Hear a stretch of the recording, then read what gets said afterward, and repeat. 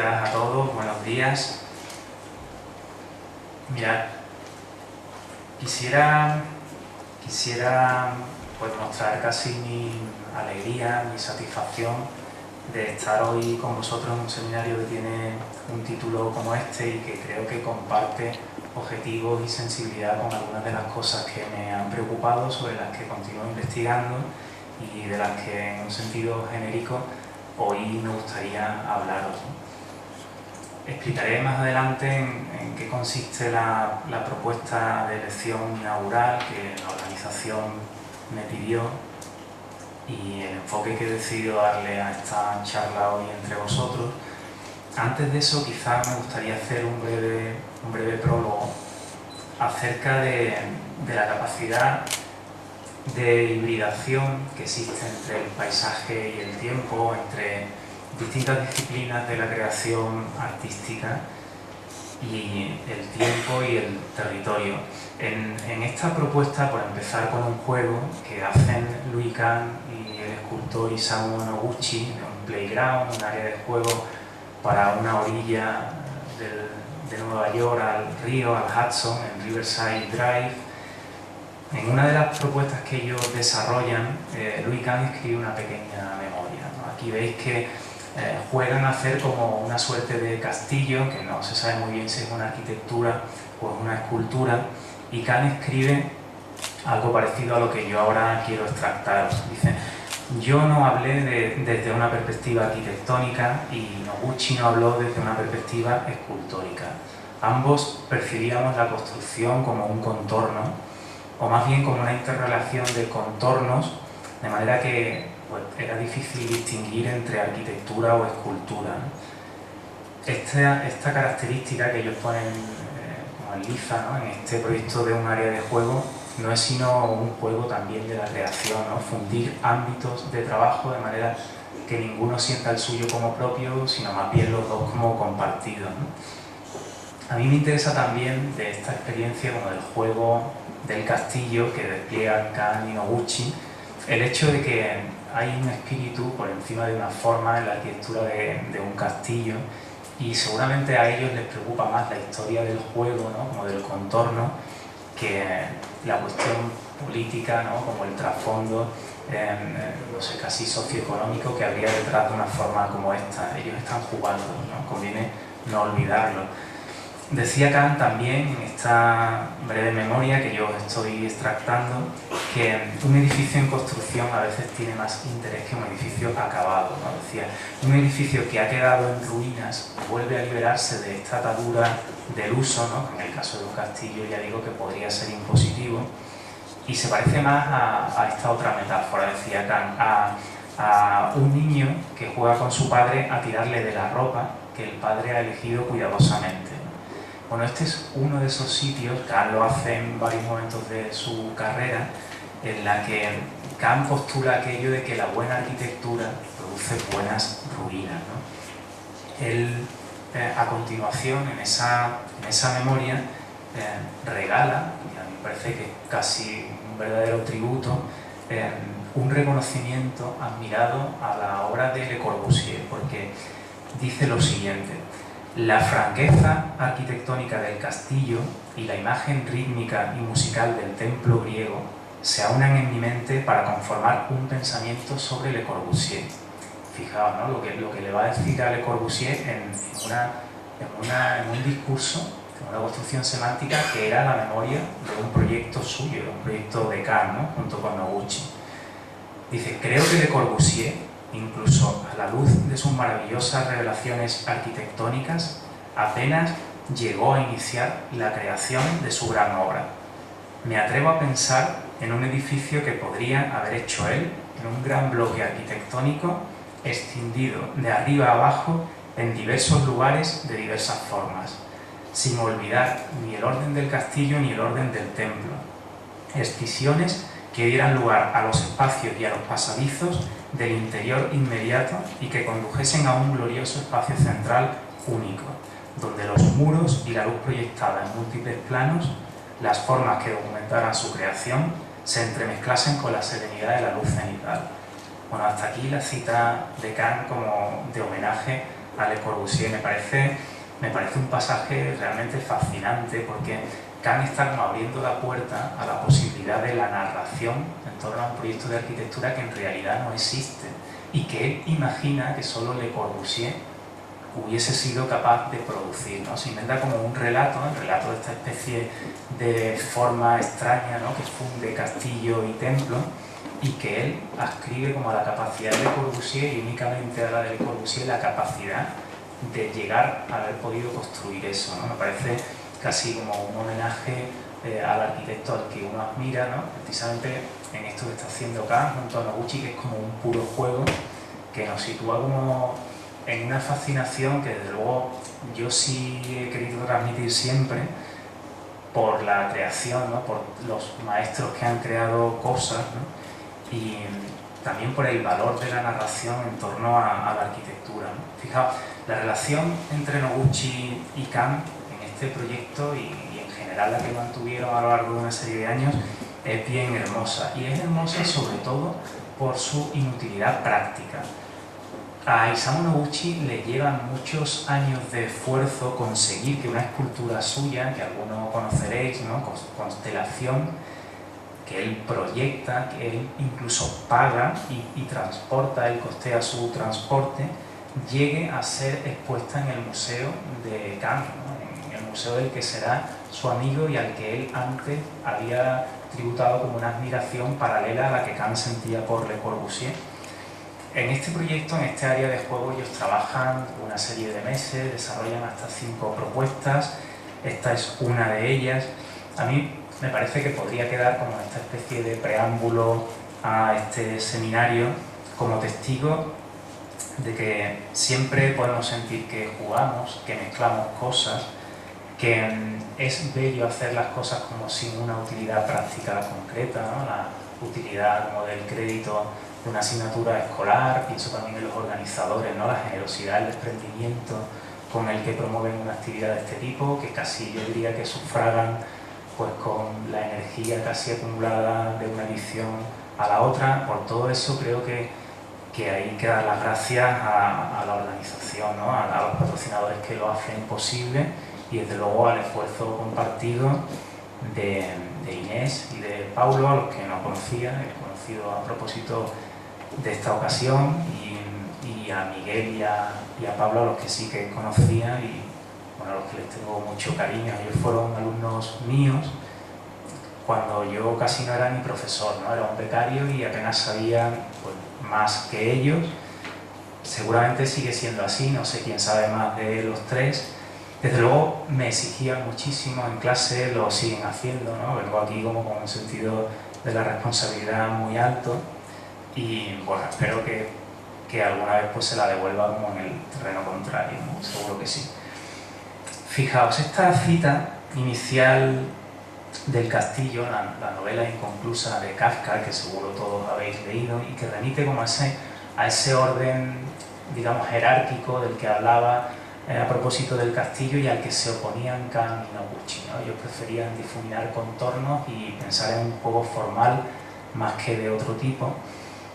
Nos permite contar hoy el ejemplo de un escritor alemán, de Theo Lutz, que durante un tiempo se dedica a recopilar las 100 primeras palabras del castillo y a hacer escritos mezclando las palabras iniciales y componiendo discursos nuevos, ¿no?, frases nuevas que él fue publicando en diversas revistas de creación literaria y que él llamaba textos estocásticos, ¿no? Bueno, hablaba en una cierta época también de experimentación literaria, de la posibilidad de hacer una literatura pues, como fundada en un cierto proceso, ¿no?, de creación, y llegaba a producir discursos muy bonitos, ¿no? Pues, no sé, no todo castillo es viejo, una iglesia es pequeña, ninguna casa está abierta, no todas las iglesias son silenciosas, ninguna mirada es nueva, ningún camino está cerca, ninguna mesa es estrecha. Son todos extractos de estos escritos de Theo Lutz a propósito de una obra, que es la de Kafka, que transmiten algo con lo que también quisiera iniciar mi discurso, ¿no? Y ya concluyo como este tránsito inicial. En la creación artística en realidad no hay nada nuevo. La historia de la literatura, decía Borges, y a nosotros nos valdría decir que la historia de la creación artística es la historia de la declinación de las mismas metáforas, ¿no? Ninguna mirada es realmente nueva. La novedad en la arquitectura, como en la creación, consiste en reescribir historias que ya se han escrito y llevarlas más allá, ¿no? Y así se comprende pues, que en realidad pues, todo es relativo, ¿no? Y que el tiempo en realidad se funde y que pues, en realidad nosotros a través de la arquitectura proponemos esa convergencia entre pasado, presente y futuro que es consubstancial a un seminario como este, ¿no? Bueno, os contaba que procedía también a explicar la estructura de una sesión como esta. Es difícil hacer un relato único que dé como una lección canónica acerca del patrimonio o del paisaje, pues como casi me habían pedido los organizadores en el enunciado. Prefiero construir como relatos que se entrelazan y que al final hablan, como prometía el título, o pretenden hacerlo, de la relatividad de las cosas, ¿no? Y de la continuidad de la creación artística. Bien, este podría ser el primero. Veréis, en algún momento he utilizado a nivel docente como casi frontispicio de algún curso que me ha tocado impartir en la asignatura de Fundamentos de Arquitectura y Patrimonio en la Escuela de Sevilla, algunas citas como estas, ¿no? Aquí os he seleccionado 3.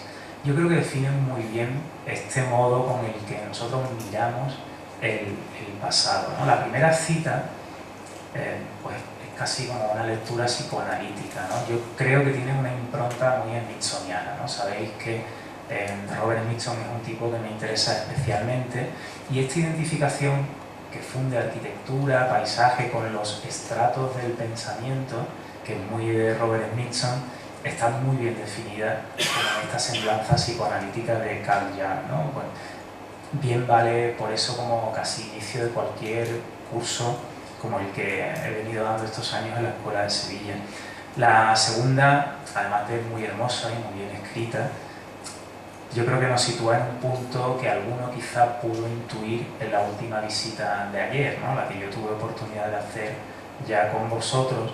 La identificación de un castillo, pues algo parecido a lo que hacían Kang y Noguchi, ¿no? De un castillo, pues también como un paisaje mental, ¿no? Al final, Levi Strauss acaba haciendo como esta reflexión, ¿no? Como si en la apariencia de un castillo estuviese también escrito como la historia de nuestros pensamientos, ¿no? De determinados procesos o de miradas en torno al tiempo.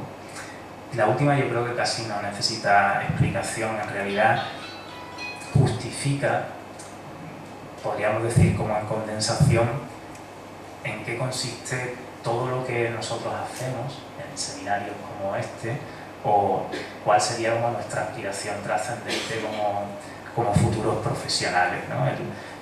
Poder entender que a través de los edificios podemos transmitir como historias y otros mensajes, ¿no? Lo dijo así Víctor Hugo en aquel momento de su obra, y otros lo han tratado de decir de un modo parecido, ¿no? Aquel aforismo, por citar otro, ¿no? De Nietzsche, que decía: queremos traducirnos a nosotros mismos en piedras y en plantas, ¿no? Y queremos pasear por el interior de nosotros mismos, ¿no? Que vuelve a ser como la misma identificación, como si pasear por nosotros mismos fuera algo parecido a recorrer una arquitectura en el tiempo, ¿no? Yo creo que entre todas estas citas se dibuja eso que también transmitía a la memoria de Louis Kahn, ¿no? Que se puede hacer una poética sobre el valor de la narración en arquitectura, ¿no?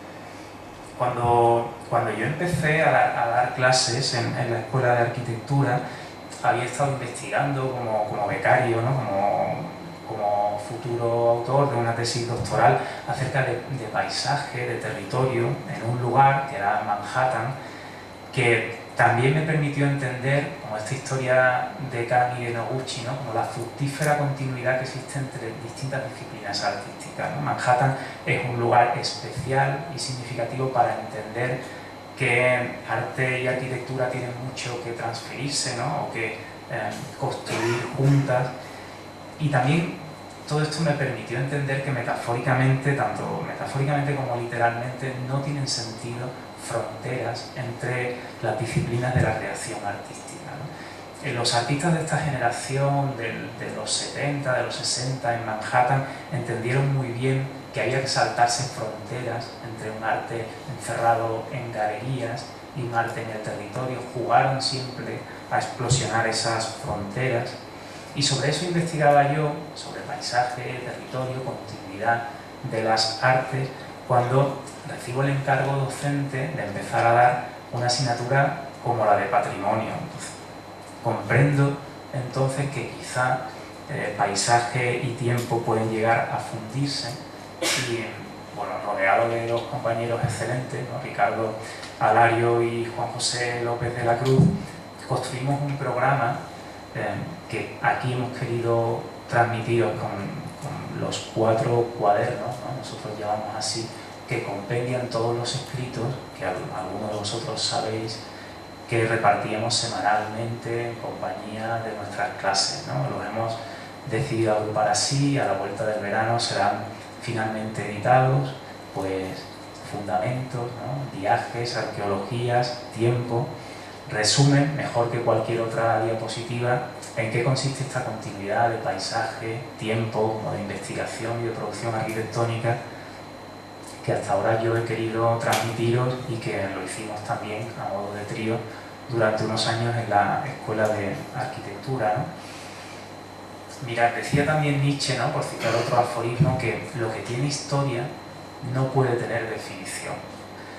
Yo creo que la intervención en el patrimonio tiene proyectos muy afortunados que pueden estudiarse a lo largo de la historia, ¿no?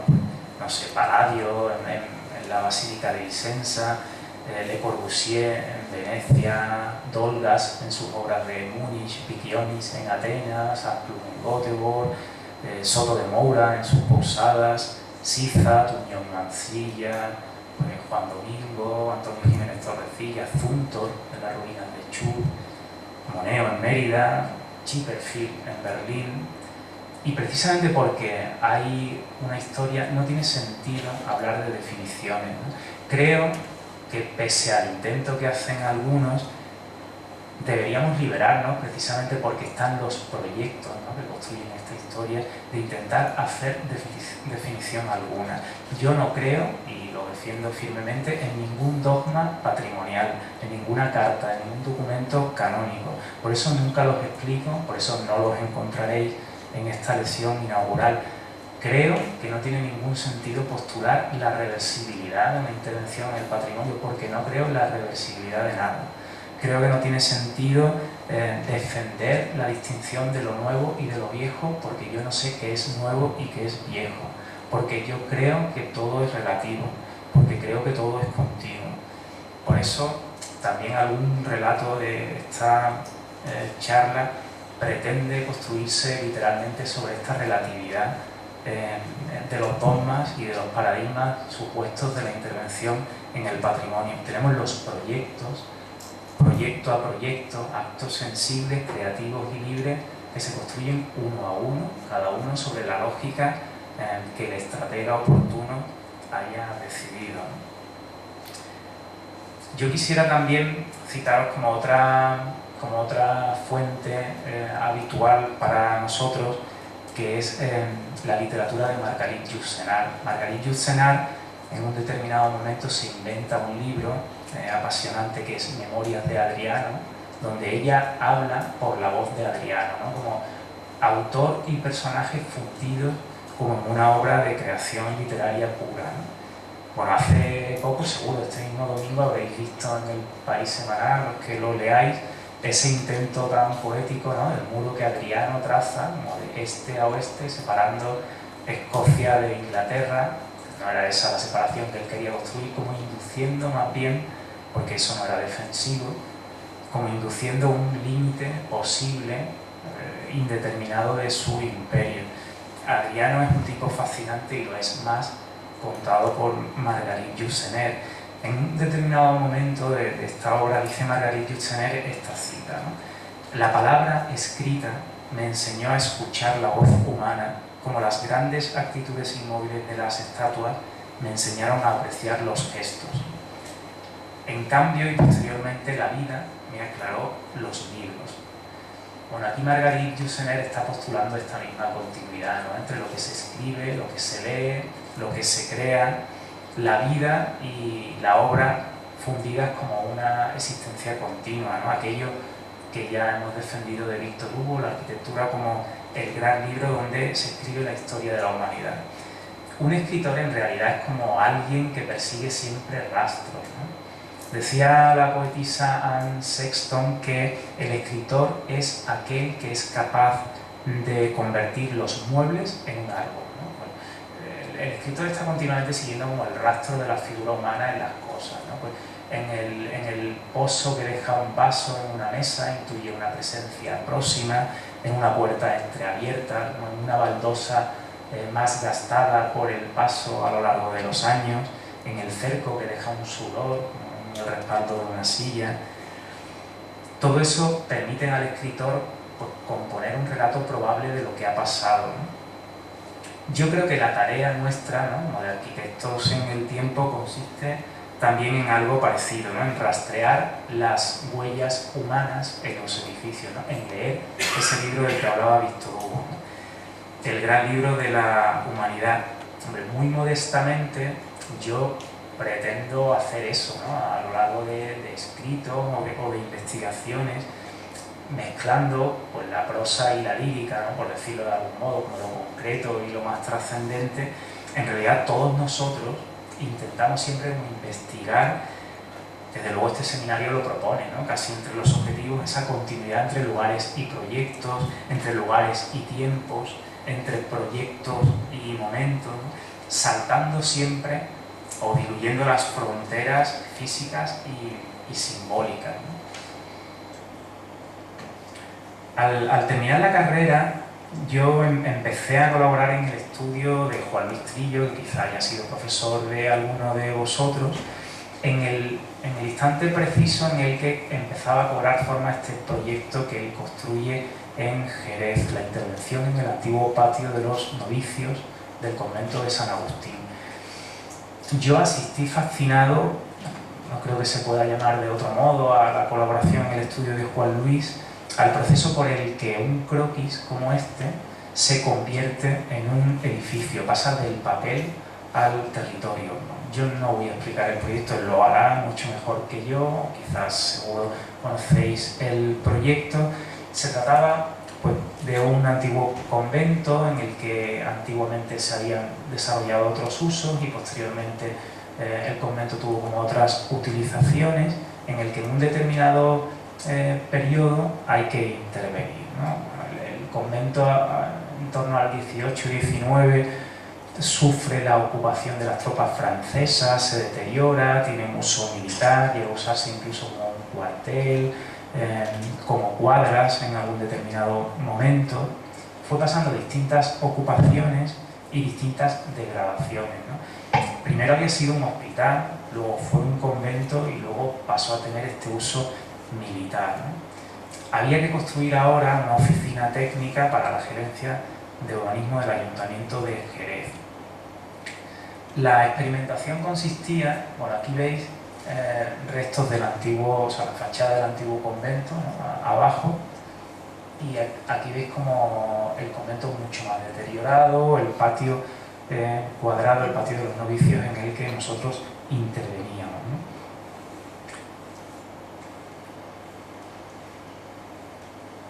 El claustro de los novicios es el segundo patio cuadrado en escala, el que veis a la derecha de la imagen, y aquí, pues, decidía Juan Luis poner en práctica algo sobre lo que siempre le había interesado escribir e investigar, que era atrapar la luz natural como una suerte de espacio confinado, ¿no?, como una cámara fotográfica, ¿no?, que fuese sensible, pues, al paso de las horas del día, como un reloj de sol, o de las estaciones, ¿no? Y al final, pues, se trataba como de atrapar el ciclo natural de los días y las estaciones dentro de una especie de paisaje interior, ¿no? Bueno, aquí veis aquel croquis, digamos, construido como tridimensionalmente, la experimentación material que nos llevó a testar esta suerte de reloj de sol, ¿no?, el modo en el que las incisiones en ese patio, ¿no? Convertido casi como en un espacio congelado en el que los estratos nuevos se posaban sobre el patio, ¿no? Controlando como esa forma que quedaba casi convertida en escultura, y las investigaciones que, bueno, se fueron haciendo con todo eso, ¿no?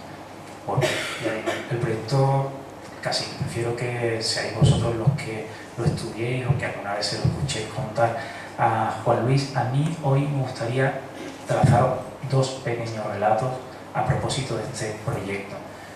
Recuerdo todavía el día en el que Juan Luis llegó al estudio encendido, porque contó que durante las obras de ejecución había aparecido en un jardín privado de una familia adinerada de Jerez la estatua del siglo XVIII de San Agustín, que había presidido hasta que alguien demuele la iglesia anexa al convento en los años 50, la hornacina central de la fachada de la iglesia. En alguna imagen anterior se ha visto, ¿no?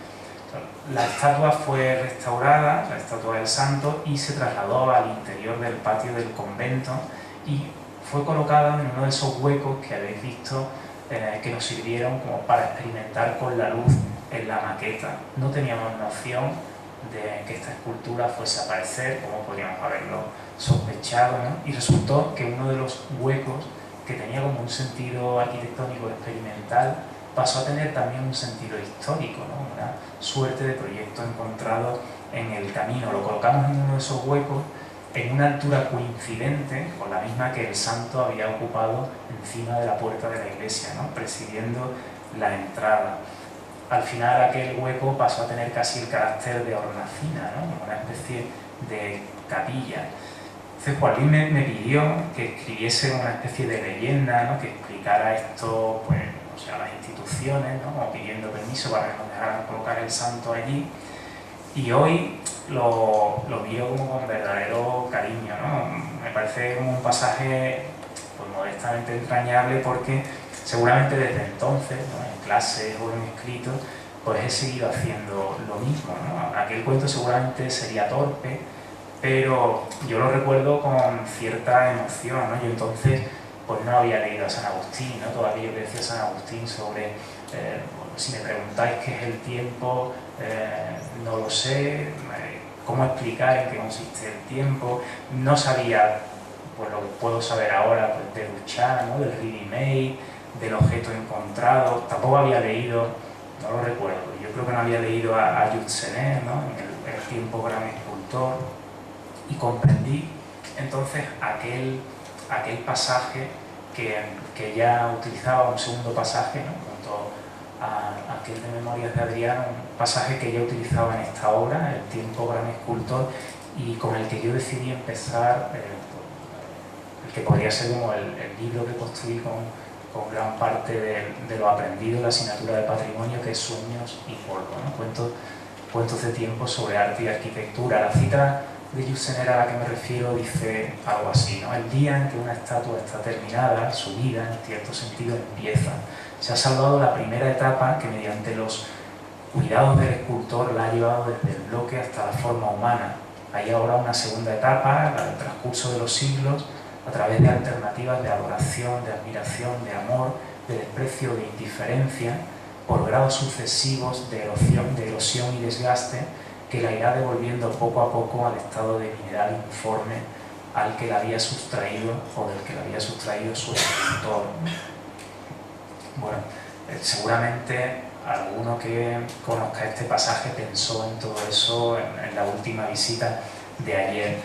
El segundo relato que yo quería resumiros a propósito de esta obra de Jerez, de Juan Luis Trillo, tiene que ver con el proceso de construcción por el cual tuvimos que poner, bueno, pues como en entredicho, la capacidad de carga que tenían las columnas del antiguo claustro, ¿no? Estaban construidas con esta piedra tan característica de este lugar de Cádiz, la Sierra de San Cristóbal, y bueno, no os he puesto las fotografías del santo, ¿no?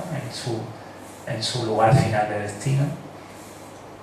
Vale. Me refería a este proceso, ¿no? Tuvimos que realizar, ¿no? Con el laboratorio, con una máquina, pues, de trepanar, en la unión de cada capitel con el fuste de cada columna, con una máquina de extraer probetas de hormigón, se extrajeron probetas de piedra, ¿no? Para testar la capacidad de carga de esa piedra, ¿no? Era como dar a la piedra la forma que alguna vez damos al hormigón, ¿no? Como las probetas de ensayo, ¿no? Se nos ocurrió, una vez testada la capacidad de carga de aquellas probetas de piedra, hacer en la lámina de agua que hay en el patio como una suerte de maqueta del patio, usando un trozo de cada probeta en la parte superior de cada columna y colocarlas como en una especie de homotecia de ese patio, colocarlas como en el mismo sentido, casi acotando un recinto cuadrado, ¿no? Era como un fragmento que contaba la historia de todo eso, ¿no?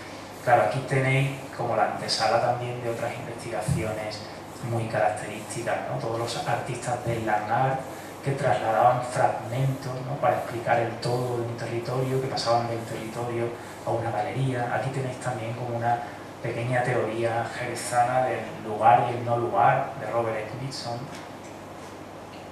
Bueno, esta es otra instantánea que muestra eso mismo, ¿no? Juan Luis ha utilizado alguna vez, y yo desde luego la empleo siempre, ¿no? Digamos que me la apropio, esa definición que habla de que el arte y la arquitectura consiste como en llevar cosas de un sitio para otro, ¿no? En trasladar enseres de un lugar a otro. La arquitectura y el arte son en realidad una mezcla de metamorfosis y de desplazamiento, ¿no? A mí me interesa mucho el principio de acción y de reacción, ¿no? Energías que se transforman y que trasladan cosas de un lugar a otro. Bueno, aquí veis como los dos cuentos casi condensados, ¿no? Juan Luis me volvió a pedir que yo hiciese como un resumen de esta historia de las probetas, ¿no? Hicimos unos paneles que durante un tiempo estuvieron allí expuestos, y seguramente ese es como el principio también de alguna de estas historias que yo aquí ahora os traigo. Me interesa mucho este principio de acción y reacción, ¿no? De invertir una energía, transformar cosas y llevarla de un sitio para otro, ¿no? Se produce un salto de energía y de tiempo a través de la creación artística, ¿no? Esta es la imagen que yo utilizaba en la portada de Sueños y Polvo, seguro lo habréis visto alguna vez en la biblioteca, me imagino.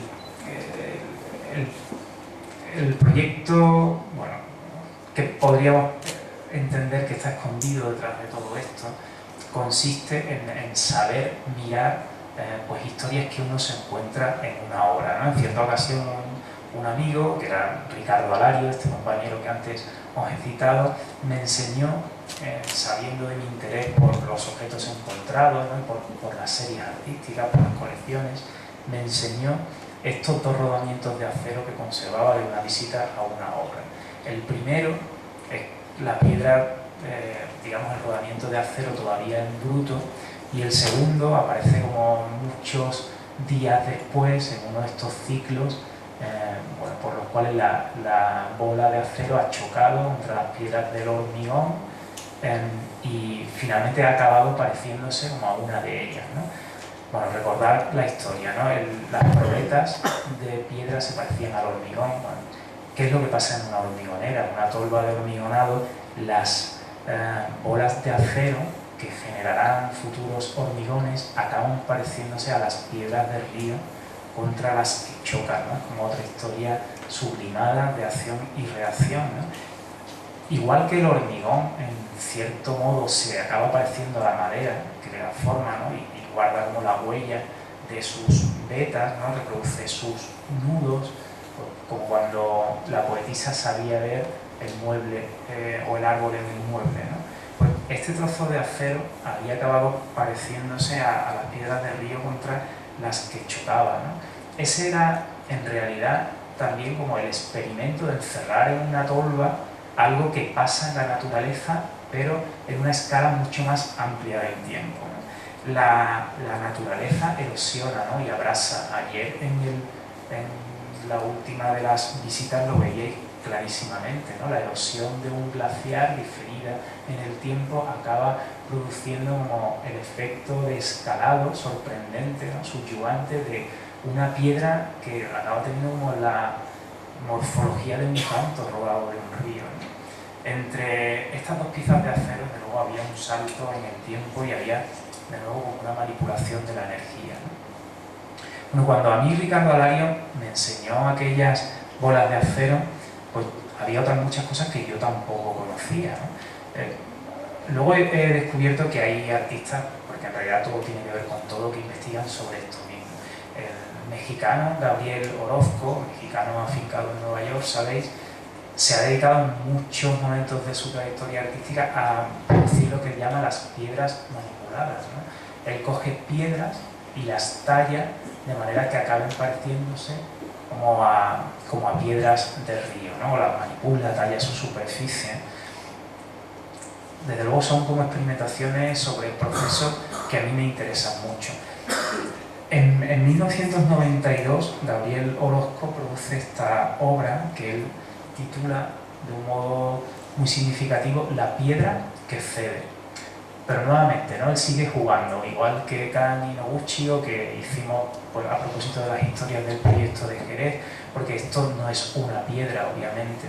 La experiencia consistía en la construcción de una esfera de plastilina de aproximadamente el mismo peso que el artista, ¿no? El artista luego la hacía rodar por las calles y bueno, al final, en esta fotografía, resume como la acción y resume el concepto, ¿no? La bola blanda e imperfecta pues aparece aquí sobre una rejilla de alcantarillado. Veis que en su superficie han quedado impresas las marcas de los barrotes, ¿no? Las corrugas de hierro en la esfera. Él luego, a medida que ha ido exponiendo esta piedra que cede en diversas ciudades, pues las pasea previamente por esas ciudades, de modo que cuando la piedra que cede se expone en la galería, esta de algún modo es como el reflejo, como residual, ¿no? Como de los materiales sobre los que ha ido rodando en esa ciudad concreta. Sería como casi un retrato de esa ciudad llevada a la galería, ¿no? Otra de esas experiencias de trasladar lugares a otros lugares que los atrapan, ¿no? Luego hay resonancias interesantes, ¿no? En este proyecto. De luego la fotografía que él elige, aunque hay más, ¿no? Pero esta muy difundida es muy acertada porque sintetiza muchas cuestiones. Por ejemplo, el encuentro de una esfera con un plano, ¿no? Todo se enriquece por la vibración que confiere la imperfección, ¿no? En el caso de la bola de acero que habéis visto en la diapositiva anterior, la imperfección de la máquina la toma de hormigón no es perfecta, explica que la bola final de acero no sea una esfera perfecta. Si la máquina fuera perfecta, es decir, si el proceso no fuera aleatorio, el resultado hubiese sido una esfera perfecta. Bueno, aquí las vibraciones tienen que ver exactamente con este mismo carácter. La esfera no es exacta, las calles sobre las que pasea la bola tampoco son uniformes, ¿no? Están como llenas de pequeñas partículas que se adhieren a esa bola. Esto también ilustra, esta fotografía, ya digo, muy bien elegida, como ciertas leyes físicas, ¿no? El rozamiento, la adherencia, por supuesto la gravedad. Gabriel Orozco es también uno de esos tipos sobre los que puede hacerse una lectura política de su obra, pero a mí, otros lo han hecho y no me interesa eso especialmente. Sí me interesa la idea de la obra en el lugar y del lugar en la obra, ¿no? En esta esfera está atrapado ese lugar y casi de un modo físico, ¿no? Me interesa también la vida en el artista y el artista en la obra, ¿no? Es como algo también fundamental en esta poética que quisiera transmitiros, ¿no? Porque al tener el mismo peso del artista, la esfera de plastilina es también como un retrato del artista y es también un retrato del tiempo. Ya digo que es como el retrato parcial de la ciudad sobre la que el artista ha paseado. Viene a ser todo, ya digo, metamorfosis y desplazamiento, ¿no? Entornos integrados, experiencias vivenciales que se conjugan con la obra. Al final, un artesano, como ocurre con la piedra y el acero, con la piedra y el hormigón, con el hormigón y la madera, acaba encontrando que las manos, ¿no?, las manos del artesano se acaban pareciendo a su herramienta, ¿no? Esto es algo que puede de hecho estudiarse, ¿no? Este principio de acción y reacción formal. El arte y la arquitectura, ya digo, son como un proceso puro de desplazamiento. Bueno, la trascendencia en la materia creo que no puede contarse de un modo mejor que ya lo hiciera Miguel Ángel, ¿no? Desde Miguel Ángel hasta hoy, pues todo lo que se diga pues sería como sumar capas, ¿no?, de significado, pero no de trascendencia, ¿no? A veces pensaba, ¿no?, ayer en Monsanto, viendo como casas que salen de rocas que salen de casa, en los esclavos de Miguel Ángel, ¿no? En esculturas que no se sabe si ya son o que fueron, o en roca que no se sabe si están naciendo de la obra artística, ¿no? Como en la relatividad, en la inversión también, en la acción y reacción propia de toda obra, ¿no? Miguel Ángel transmite como esta sensación de identificación entre materia y humanidad. Cuando él hace las dos piedades, en dos momentos muy distintos de su obra, está hablando de esta identificación de materia y humanidad. La primera piedad, la piedad vaticana, Miguel Ángel la modela con 25 años, es un artista joven, la mano del artista es entonces vigorosa, ¿no? Hablaba de esa identificación entre la mano del artesano y la herramienta. La madre que sostiene al hijo es joven, es ágil, el hijo es armónico, estilizado. En la segunda piedad, la de la derecha, la piedad Rondanini, la última obra de Miguel Ángel, la madre, como el artista, es vieja, ¿no? Apenas puede sujetar el cuerpo de su hijo, que tampoco es armónico, ¿no? Es descoyuntado, el cuerpo se le escurre entre las manos, ¿no? Es esta una escultura que apenas ha dejado de ser piedra, ¿no? Es como una alucinación de la piedra que se quejara de la dureza del material. Es como una piedad de la piedra, podría decirse, ¿no? Miguel Ángel, ya sabéis, en el soneto 47 decía: el mejor artista nunca tiene una idea que un solo bloque de mármol no contenga dentro de su túnica. Solo vencerá si la mano sirve al intelecto, ¿no?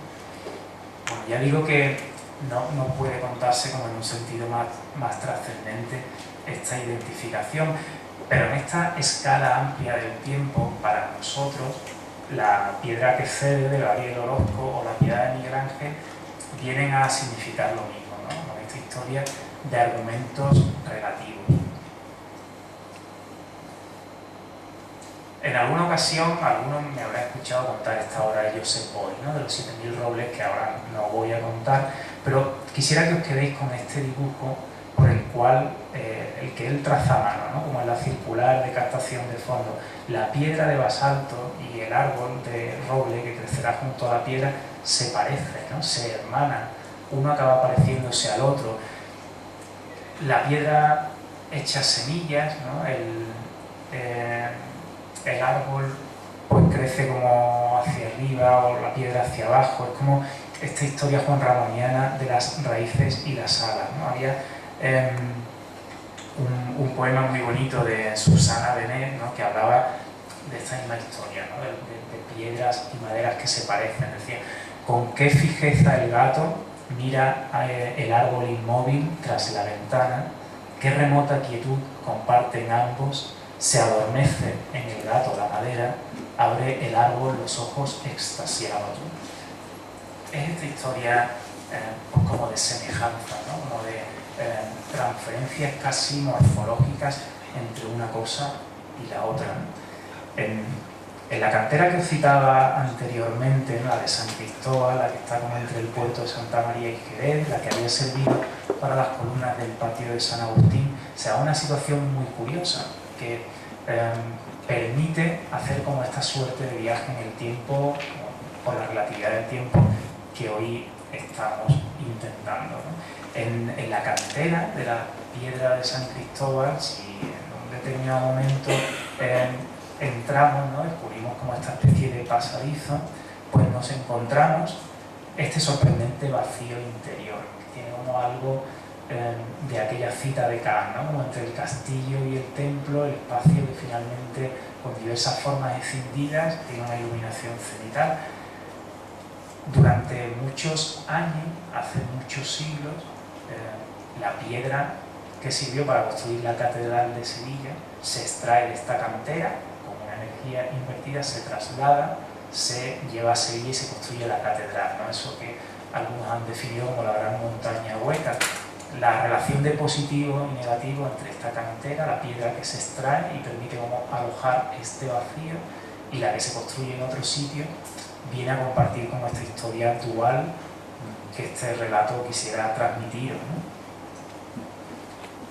Bueno, la colección de fotografías, pues aquí se resume como en dos, me parece, pero es, ya digo, fascinante, porque uno puede sospechar como en ciertos recovecos hay formas alojadas que son en otro sitio de la Catedral de Sevilla. Hablaba antes de que es muy difícil distinguir qué es nuevo y qué es viejo, ¿no? Ese sinsentido, ese intento de dogma patrimonial que quiere llegar a distinguir entre lo nuevo y lo viejo.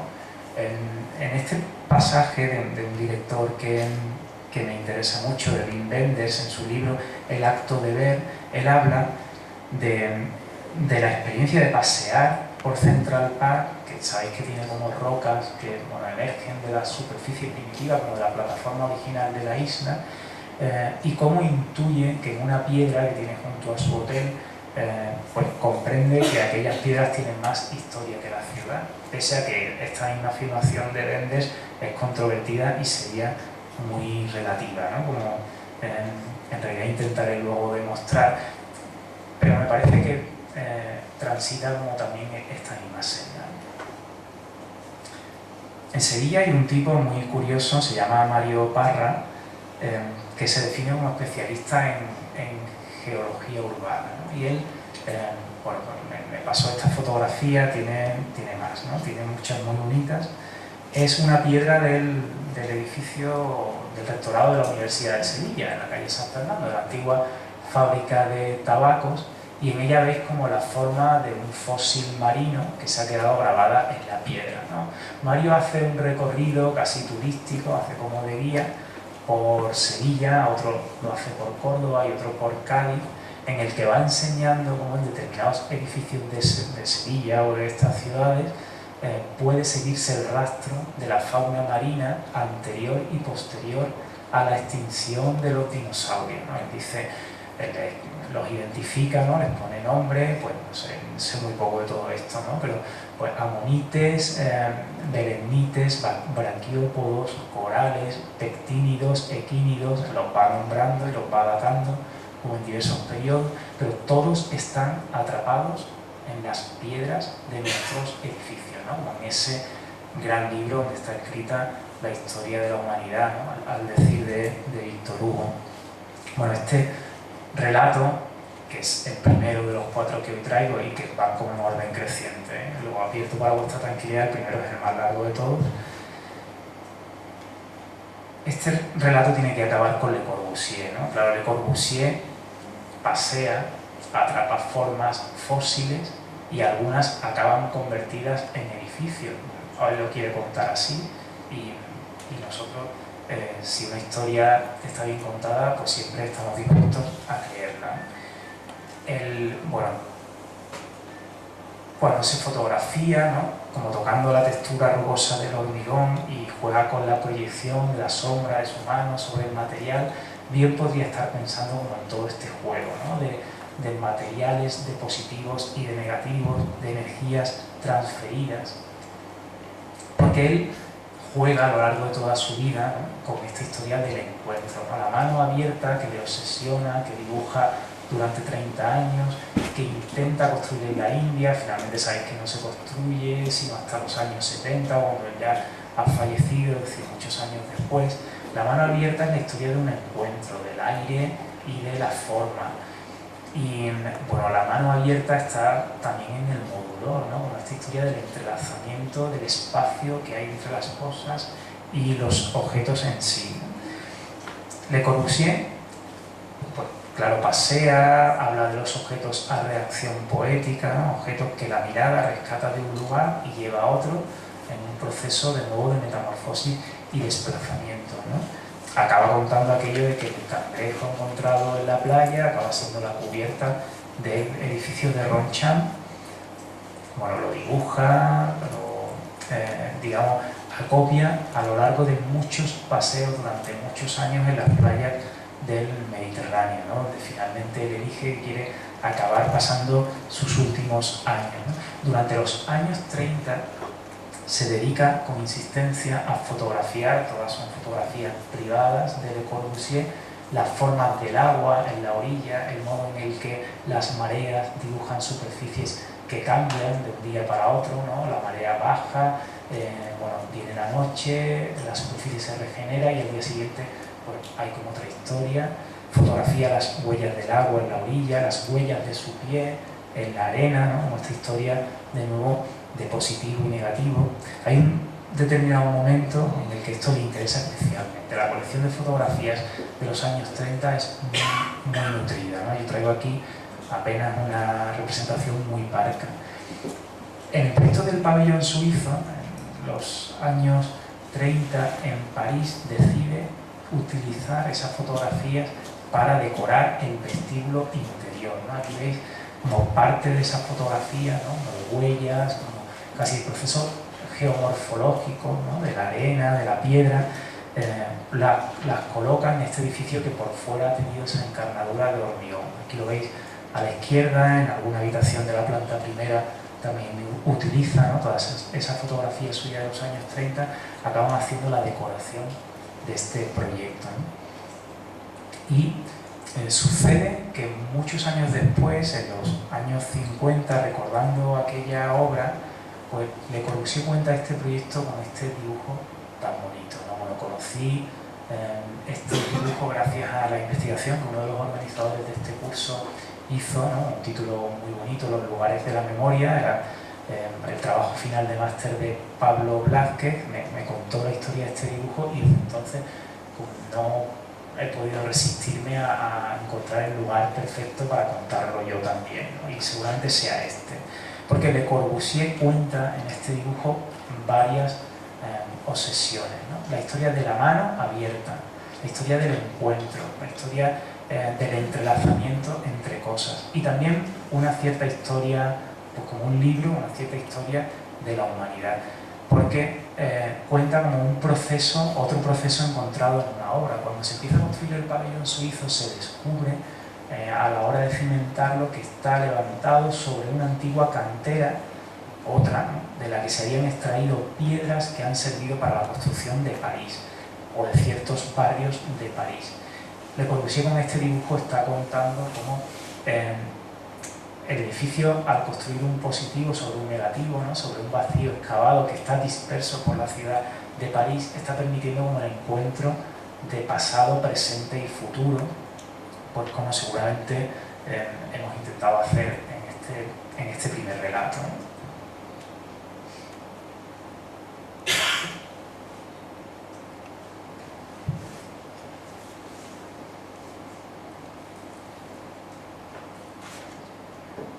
Bueno, alguno leería hace unos días esta noticia en prensa que parece reservada para nosotros, ¿no? Se le ha ocurrido al gobierno bolivariano ordenar que los relojes tengan las agujas, los relojes bolivarianos, tengan las agujas en orden distinto al que podríamos entender como occidental o colonialista, ¿no? El que tenéis en las esferas de vuestros relojes. Entonces, claro, esto es un puro delirio y vamos a delirar un rato, ¿no? De chicos nos contaban que el efecto de la espiral de Coriolis consistía en que en un hemisferio el agua, cuando se vacía, pues dibuja los círculos en un sentido y en el otro hemisferio los dibuja en otro, ¿no? Bueno, si uno estudia un poco sabe que esto no es tan así, es decir, que hay otras cosas que influyen, ¿no? Que podrá ser así en cierto sentido, pero que las condiciones de contorno, tanto las características del líquido como del recipiente, también juegan su parte, ¿no? Pero bueno, podía uno imaginarse de pequeño que si en el hemisferio norte van en un sentido, en el hemisferio sur van en otro, en el Ecuador, ¿qué pasa con las aguas, ¿no? Pues en el Ecuador a lo mejor las aguas están quietas, ¿no? Bueno, hay como una definición bonita, ¿no? Que el Ecuador podría ser el lugar geométrico en el que las aguas están quietas, ¿no? ¿Qué es lo que pretende hacer aquí Evo Morales? Pues a lo mejor inventarse un otro pasaje, es casi como una historia de Macondo, ¿no? La frontera bolivariana sería aquel lugar pues, en el que si el tiempo no va en un sentido de la aguja o en otro, pues el tiempo quizá está detenido, ¿no? Es como una especie de relato, ¿no? como de tiempo que acaba estando detenido en la frontera, bueno, un regalo para los organizadores de este curso, ¿no? Bueno, esta ficción delirante tiene mucho que ver con el segundo de los relatos que yo hoy os quiero contar, ¿no? Albert Einstein publica la primera parte de su teoría de la relatividad, luego sabéis que publica la segunda parte en 1916, la primera parte la publica en 1905. Una profesora mexicana que escribe muy bien y que da unas conferencias muy bonitas, que se llama Jimena Canales, bueno, dio una vez una conferencia en la Fundación Juan Marc, podéis escuchar el audio en la web de la página, en la que cuenta cómo cuando Albert Einstein está desarrollando su teoría de la relatividad, Albert Einstein viaja por toda Europa, ¿no? En su puesto como funcionarial, y a la que es su primera mujer, a Milena Maric, le va escribiendo cartas en diversos lugares de Europa. Y bueno, son como medio centenar de cartas. Jimena Canales las estudia, ¿no? Y bueno, las interpreta, son muy bonitas, ¿no? Porque son cartas pues, muy ñoñas de enamorados, ¿no? Él firma como Johansen, ¿no? Como Juanito, y ella firma como muñeca. Y al mismo tiempo que le va contando pues, tonterías de enamorados, él le va explicando la teoría de la relatividad que está desarrollando. Y bueno, claro, se establecen juegos muy bonitos entre la vida privada y la ciencia que Einstein está construyendo, ¿no? Como pasadizos muy hermosos entre las cosas, ¿no? Porque él se queja, por ejemplo, de la velocidad con la que llegan las cartas del servicio postal, ¿no? O cuando le cuenta una cosa, pues a lo mejor cuando ella la reciba ya está pensando otra, en fin, pura relatividad del tiempo, ¿no? Las estrellas que vemos brillar, pues no sabemos de qué momento del pasado vienen y todo eso que Einstein nos ha enseñado. Se queja también de la velocidad de los trenes, de las estaciones de trenes.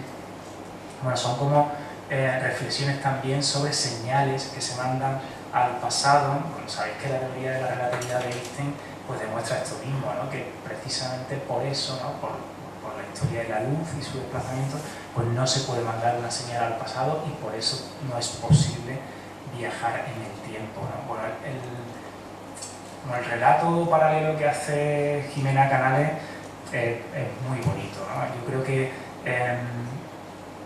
establece como concomitancias entre las cosas que a nosotros han de interesarnos muchísimo, ¿no?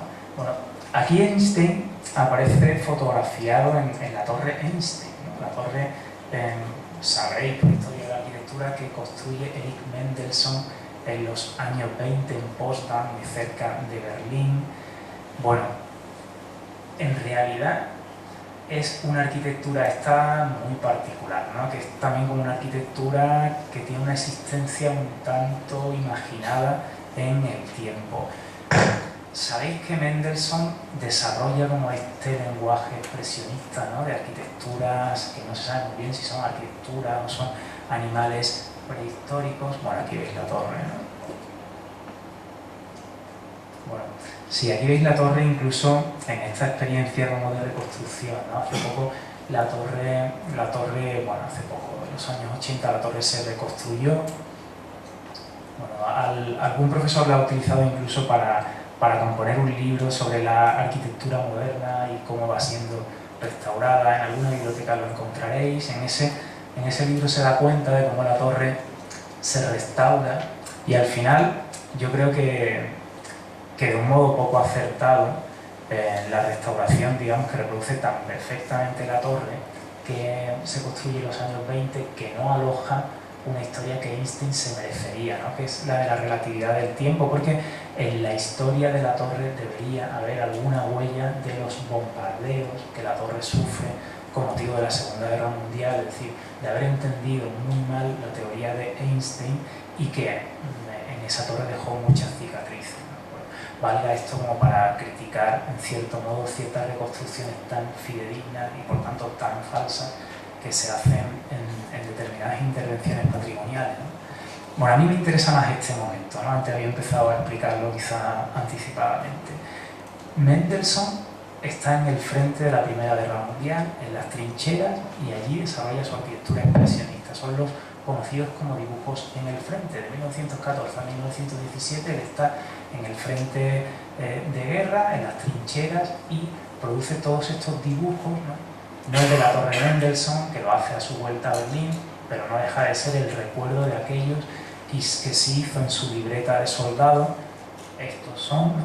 Que él, a su vuelta del frente de guerra, expone en Berlín y bueno, pues deslumbra como en este panorama de aquel Berlín expresionista, ¿no? Bueno, vuelvo a traer dibujos como en representación de un nutrido grupo que es mucho más amplio, ¿no? Pero son criaturas, yo creo, que habitan entre la arquitectura y casi el fósil, ¿no? Como de una criatura marina, ¿no?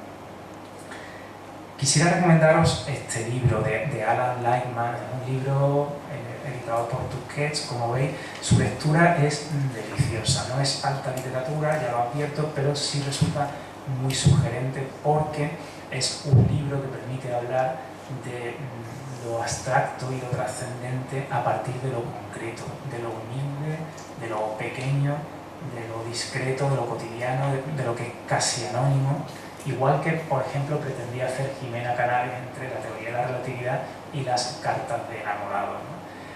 Está compuesto de pequeños cuentos. Bueno, viene a ser la estructura muy parecida a un libro que seguro habéis leído, que es de las ciudades invisibles de Italo Calvino, ¿no? Bueno, cada sueño de Einstein es como una historia, como una conjetura en el tiempo, ¿no? Bueno, los relojes de Evo Morales son un sueño de Einstein, de hecho se parecen mucho a uno de los cuentos que relata Alan Lightman, ¿no? En uno de los cuentos pues son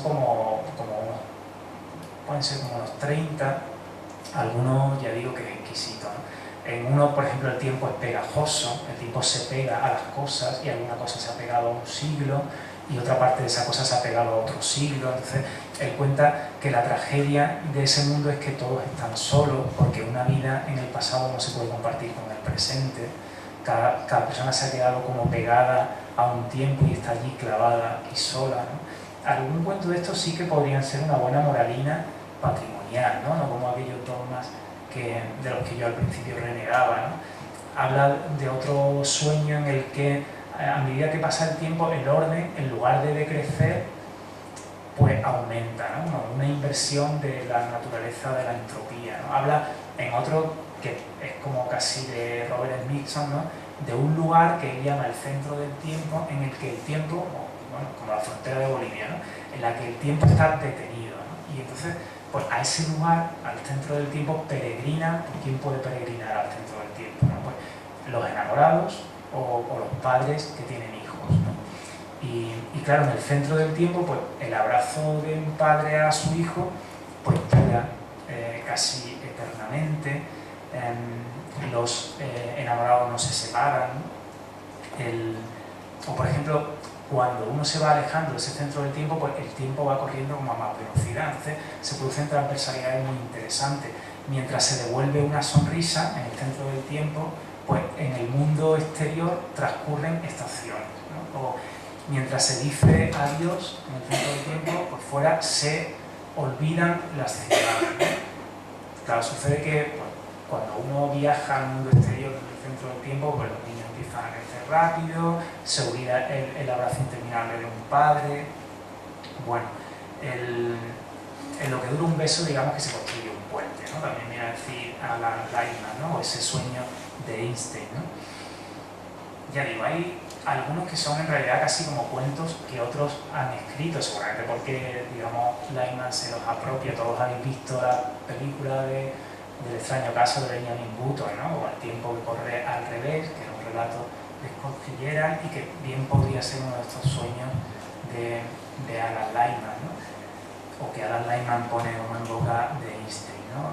Hay un mundo, otro cuento es un mundo que dura solo un día, bien porque todo se hace muy rápido y cabe como en un movimiento de rotación en torno al eje de la Tierra, o bien porque la Tierra gira muy lenta. Entonces, pensad cómo sería un mundo que durase solo un día.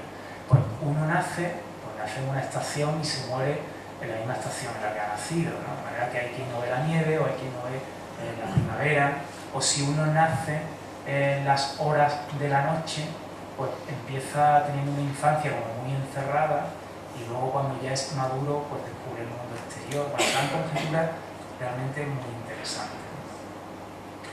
En realidad, claro, el que hizo todo esto, mejor que nadie, pues era Borges, ¿no? El tiempo es relativo, todo está en todo, bueno, eso es el Aleph, o pensar, por ejemplo, como en esa antiparadoja patrimonial, ¿no? El relato de Funes, el memorioso, ¿no? La excesiva memoria del pasado nos paraliza y nos impide seguir adelante.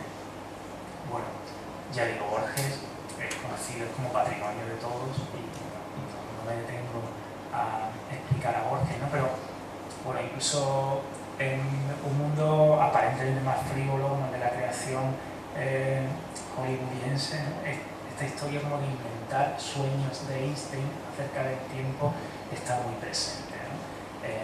No olvídate de mí, como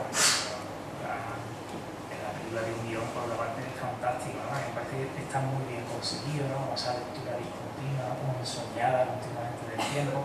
Y lo está en una película muy de los años 80, ¿no? Muy de la infancia, en fin, vosotros la habréis sufrido en reposiciones reiteradas de Telecinco a Antena 3, pero créeme que esta película de los años 80, pues íbamos a verla al cine, sospecho que le estoy contando esto, solo tú Iñaki me está siguiendo, ¿no? Esta verla al cine en los años 80, ¿no? Vale, yo también.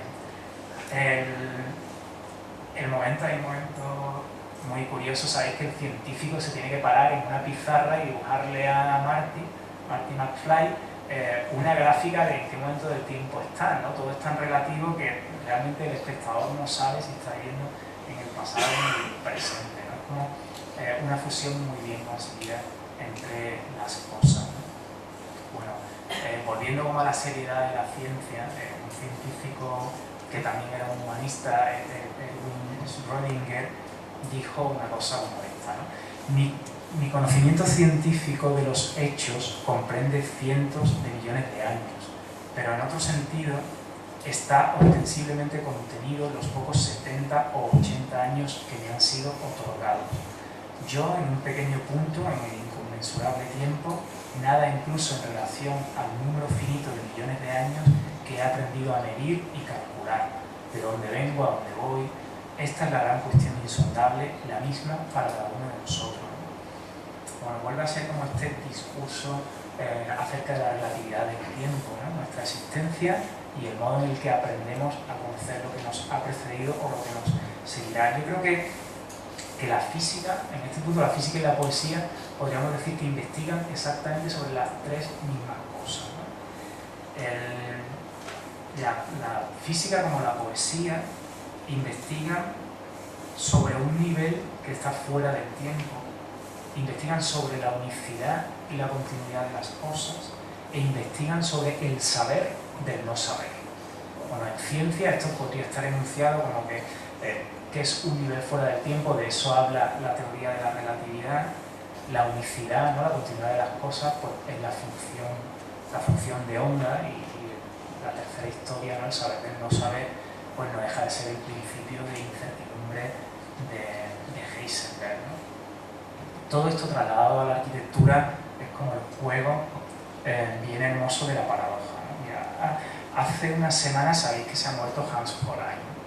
En el tiempo corto, ¿no? Pues alguien puede escuchar la grabación de esta charla y pensar que la charla tiene como una datación muy clara, claro, como una nota temporal, ¿no? Hace poco se ha muerto Hollein, bueno, pues introducimos una diapositiva que date la clase, ¿no? En una escala más amplia del tiempo, pues, estas superestructuras que la hacen bien en 1960 alguien podría decir que han sido traídas aquí para, pues sí, para hablar de lo que contaba Jolain en su manifiesto, ¿no? Que todo es arquitectura, que la modernidad puede releerse de un modo distinto, y claro, en esa escala, pues alguien dirá que hemos traído aquí esta diapositiva pues para hablar precisamente de esa continuidad, ¿no? De la arquitectura como otras muchas cosas, y sería verdad. Pero en una escala más larga todavía del tiempo, en la que muchos edificios acaben siendo pues, como sueños y polvo, ¿no? Muchos milenios después, en realidad llegará un momento en el que será imposible datar qué es más antiguo. Si esas rocas, ¿no? Como megalíticas o prehistóricas que él levanta sobre la ciudad de Viena o esa ciudad, ¿no? La misma historia de la piedra de Mendes y la ciudad de Manhattan. Es que ya hoy mismo yo diría que esto incluso resulta controvertido o discutible, ¿no? Anticipaba antes como la controversia con la ciudad de Mendes, ¿no? La ciudad a lo mejor es más nueva que esa roca, ¿no? Porque a veces las ciudades se hacen de piedras, pues como pasaba con el proyecto de Corbusier, ¿no? O puede suceder que esas rocas no sean de verdad rocas y que en un futuro pues seamos capaces de discernirlo, ¿no? O sean capaces los que nos sigan, ¿no? Porque estas rocas igual son construcciones artificiales que postulaba Jolain, pero dentro de muchos milenios pues no se sabrá datar con precisión si eran o no eran más nuevas las rocas, ¿no? Claro, en una paradoja como tan continua en el tiempo se diluye completamente el sentido que os anticipaba al comienzo, ¿no? De distinguir entre lo nuevo y lo viejo, quién se arroga con esa capacidad. Bueno, muchos siglos después de nosotros alguien podrá pensar si la capilla de Ronchamp, ¿no? Como esa modernidad tan exuberante que Le Corbusier produce en los años 50 para sorpresa, ¿no? De sus coetáneos, a los que les ha petrificado, nunca mejor dicho, si eso de Ronchamp era un edificio moderno o si no era como uno de esos dólmenes que nosotros conocemos y que alguna civilización futura también se encontrará en algún lugar, o quizá alguien pueda realmente plantearse si la cubierta de aquel edificio que entonces estaba en ruina no es el fósil de un animal marino gigante, ¿no? Como en alguna diapositiva ya hemos intentado hacer, ¿no? Bueno, ya digo, la actividad de la escala del tiempo, ¿no? La iglesia de Ronchamp en realidad se construye sobre una antigua capilla de peregrinación. Las rocas de la ruina de aquel edificio son las rocas que rellenan los muros, ¿no? Hay una planta de Le Corbusier que muestra precisamente este dibujo, ¿no? La antigua capilla y cómo parte de los restos de la cimentación de aquella capilla le sirven a Le Corbusier para trazar su nuevo discurso, es como una pura relatividad de la ciencia. Él utiliza estas célebres fotografías, ¿no? Para datar la Villa Stein y pretende contar entonces que, claro, la casa es tan moderna como el coche, pero en esta escala del tiempo, muchas décadas después, nosotros vemos que la casa es mucho más moderna que el coche, ¿no? ¿Quién sabe cómo veremos esta imagen dentro de muchas décadas, ¿no? ¿Qué pensaremos acerca del coche o qué pensaremos acerca de la casa? Bueno, el relato segundo concluye con este proyecto de Berrefen en Venecia, ¿no? El pabellón para los países nórdicos que él construye en Venecia. Él tiene una serie de condicionantes patrimoniales. Hay un grupo de árboles que le imponen que tienen que conservarse porque realmente no hay muchos más jardines en Venecia, además de los de la Bienal. Además hay una función, como una condición impuesta, un requerimiento. Aquello tiene que ser un contenedor neutro, porque cada 2 años se cambiará el programa expositivo. Por lo tanto, tiene que ser un continente abstracto, flexible. Aquello tiene que proteger las obras de la incidencia de la luz, por lo tanto hay que tamizar la luz. Y al mismo tiempo el arquitecto se inventa, superpone una metáfora, ¿no? Que la luz atrapada sublime como la intensidad lumínica tan particular de la luz del norte, ¿no? Entonces elige un hormigón y una arena y un cemento con una textura concreta para intensificar todo eso. Al margen de ello está pues el deseo de fusionar el exterior con el interior. Esta fotografía de obra, ¿no? La que todavía no han sido colgadas las carpinterías, lo cuenta muy bien, ¿no? Permite entender cómo allí había una serie de árboles preexistentes. Él deja como un parterre que es como el recuerdo de la plataforma original del suelo en aquel terreno y construye esa cubierta que tamiza la luz y atrapa la luz del norte, confina la luz del norte en el interior, ¿no? reto que podría ser casi paralelo, pero luego salvando la distancia, a aquel otro que contaba al principio de Jerez, ¿no? Atrapar la luz en este interior. Veis que los árboles son finos, ¿no? Veis que los troncos de los árboles tienen un determinado porte, ¿no? Y él interrumpe la celosía del techo para que los árboles pasen hacia arriba. Bueno, aquí se ve muy claramente, ¿no? El parterre como la plataforma original, la imposición de un pavimento que veis que es relativamente oscuro, el árbol fino, los huecos en la cubierta. Bueno, veis esta planta turbia, no da la definición, pero en ella el parterre se asoma incluso al exterior de la carpintería, ¿no? Pasa como de dentro a fuera o viceversa. Bueno, el pabellón es como una caja cuadrada, tiene dos lados ciegos y los otros se abren a los jardines de Venecia y son los que funden exterior e interior. Claro, esta fotografía tiene muchos años, está tomada muchos años después. Han pasado muchas cosas, ¿no? El parterre es más chico, el parterre ya no sale fuera, ¿no? Está como dentro de la carpintería. El suelo ya más oscuro, el suelo es claro. Alguien ha hecho aquí algún tipo de intervención patrimonial, yo creo que con bastante finura. El pavimento elegido, pues yo creo que tiene mucho que ver con el que en su momento eligió el arquitecto para el techo. Claro, esto no reproduce miméticamente el pabellón, pero yo creo que está introducido con sensibilidad. Los árboles son más gruesos, el tronco de los árboles ha crecido, pero hay menos árboles, ¿no? Bueno, había un árbol en la esquina para el que Fenn diseña como esa pieza tan particular que parte, diluye en una forma de V, el apoyo en la esquina y deja pasar este árbol.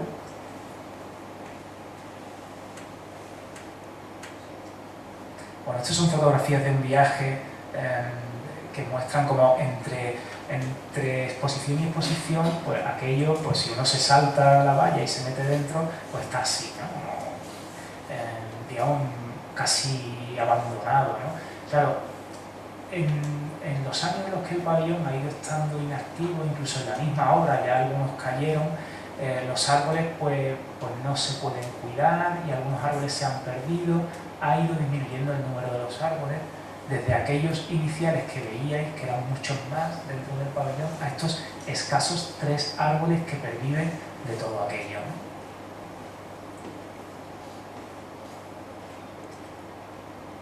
Bueno, aquí lo otro era la fotografía de mi viaje y estos son esos 3 árboles en la actualidad, ¿no?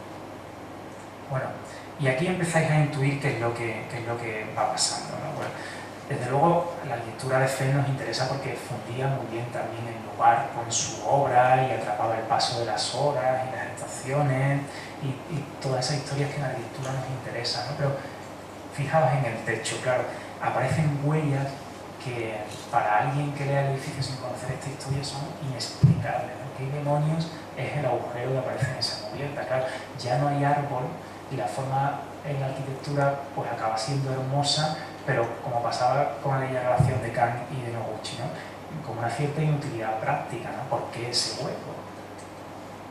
Bueno, en realidad en los mismos años en los que Fenn está construyendo este proyecto, Le Corbusier está haciendo como la mejor obra del siglo XX no construida, que es el Hospital de Venecia, ¿no? La comprensión en abstracto de la historia, la negociación entre el vacío y el agua y la tierra, que es la ciudad de Venecia, ¿no?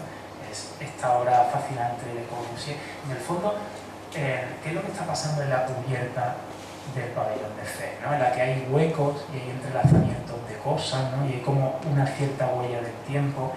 Está pasando algo parecido a la planta de la cubierta de Le Corbusier. Claro, aquí se ilustra como otra historia que me interesa particularmente la lectura del patrimonio hoy. Y es esto que alguna vez podemos contar como pues por ejemplo, que somos capaces de ver la influencia que tuvo Oscar Wilde en Shakespeare, ¿no? Es muy evidente. ¿Cómo demonios va a influir Oscar Wilde en Shakespeare, ¿no? Si Oscar Wilde vio mucho tiempo, claro que influye porque yo soy el que lo lee. Yo he leído a Wilde y luego he leído a Shakespeare y claro que Wilde influye en Shakespeare. Vosotros estáis leyendo la historia de la arquitectura como ese libro, la historia de la humanidad en muchos siglos diversos. Todo influye en todo. Yo creo que la cubierta de Fenn y de Le Corbusier se van influyendo de este modo. Y desde luego esto acaba siendo como uno de esos sueños que hemos contado con este relato, ¿no? Uno mira esta cubierta, ve huecos y ve con una arquitectura inexplicable.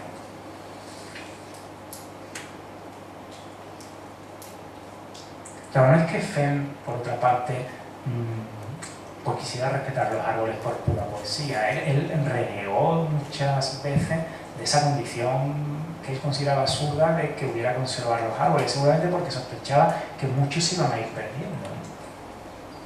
Bueno, el asunto de estas paradojas de espacio-tiempo puede ser así de bonito, ¿no? Uno mira una cubierta de Fenn y pues, se pone a sospechar qué ha pasado allí, ¿no?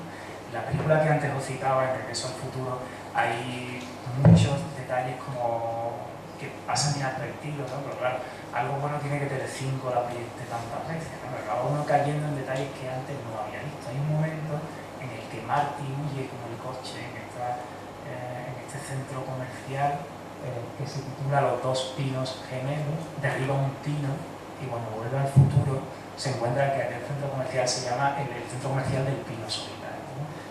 Pensé entonces que era como la historia de los árboles del pabellón de Fenn, ¿no? Uno no sabe muy bien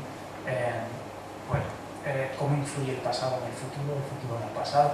El científico Doc se lo dice muy claro a Marty: ten cuidado en todas las huellas que produces cuando vuelvas al pasado porque van a marcar el futuro, ¿no? Pues va a ser como Wilde influyendo en Shakespeare, ¿no?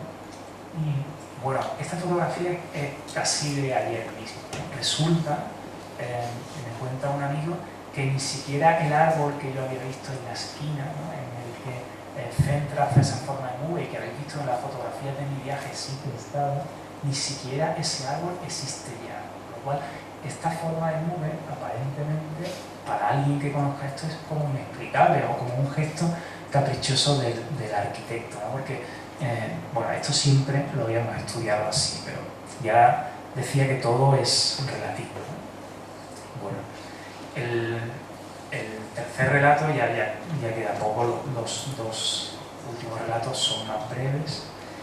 Es, bueno, que podríamos titular Puente. Decía Heidegger que toda arquitectura es en realidad un puente, ¿no? Como ese deseo metafórico y literal de conectar cosas, ¿no? Bueno, aquí procede a hacer un guiño casi al argumento de frontera, ¿no? Por Pablo ya ha adelantado que en algún momento del año pues, yo mismo vivo en Ayamonte, ¿no? Como una localidad fronteriza, ¿no? Seguramente no será por mis méritos que yo esté aquí hoy abriendo el congreso. Yo creo que más bien será por esa condición tan particular de arquitecto transfronterizo, ¿no? Mira, yo todas las tardes, ¿no? del curso pues voy a recoger a mi hija a la guardería en Ayamonte, una guardería muy bonita, por cierto, han hecho unos arquitectos fabulosos. Y entonces me dedico a lo siguiente: yo la recojo y nos dedicamos a dar un paseo. Una tarde lo damos en España, en la orilla ayamontina del Guadiana, y otra tarde cuando vamos a Vilarreal nos ponemos a pasear por Vilarreal, ¿no? Estamos, digamos, como jugando a saltarnos la frontera, ¿no? Como a pasear cada tarde en un sitio. Lo que estamos haciendo hoy todo el rato, ¿no? Diluir las fronteras, ¿no? Bueno, Vilarreal es un pueblo muy bonito porque tiene una retícula que hizo el Marqués de Pombal, es como ver Manhattan en pequeñito, ¿no? Y claro, entonces da para contar muchos cuentos, ¿no? Cuando uno ejerce de padre, ¿no? Digo yo que mi hija se preguntará qué demonios hacemos todos los días cruzando el puente, pero bueno, como esto está grabado y todo relativo, algún día le pondré esta cinta y ella lo entenderá, ¿no? Escribir, dibujar y proyectar es mirar la realidad para transformarla, ¿no? Son acciones similares a este juego en el que empezamos, o que empezamos ahora este relato, ¿no? Este juego que de momento pues, mi hija no comprende, pero que yo hago como con conciencia de padre, ¿no? Que todo es como un viaje relativo en el espacio y el tiempo, ¿no?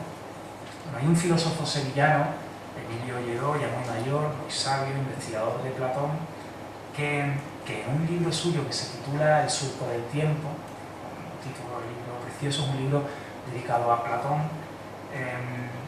El libro tiene por subtítulo Meditaciones platónicas sobre la escritura y la memoria. Escribe lo siguiente: todo es en el fondo un ejercicio de memoria. Por eso quiero mencionar ese vivo y alegre espacio para el olvido que es la biblioteca de Berlín que dibujó Hans Scharoun frente a la Filarmónica de Berlín, ¿no? Que es también memoria del sonido y del tiempo. Bueno, a mí que este filósofo sevillano dedique un libro sobre Platón al edificio de la biblioteca donde ha investigado para producir ese libro, a mí como arquitecto me parece emocionante, ¿no? Que un tipo tan sabio funda en la dedicatoria del agradecimiento, ¿no? De la creación de su ensayo, los dibujos de Scharoun con lo que él alumbra acerca de Platón, me parece una continuidad de la arquitectura en otras cosas pues, con las que uno soñaría, ¿no? Pensar que, por ejemplo, existe una conexión entre el lugar en el que estudiáis, ¿no? Tan bonito, por ejemplo, y las arquitecturas que haréis en un futuro, es como una lección bueno, pues verdaderamente cautivadora, ¿no? La fusión de palabra y dibujo, ¿no? O de aprendizaje, ¿no? y de producción. Por eso que Wim Wenders, ¿no? Ya me refería a él antes, sitúe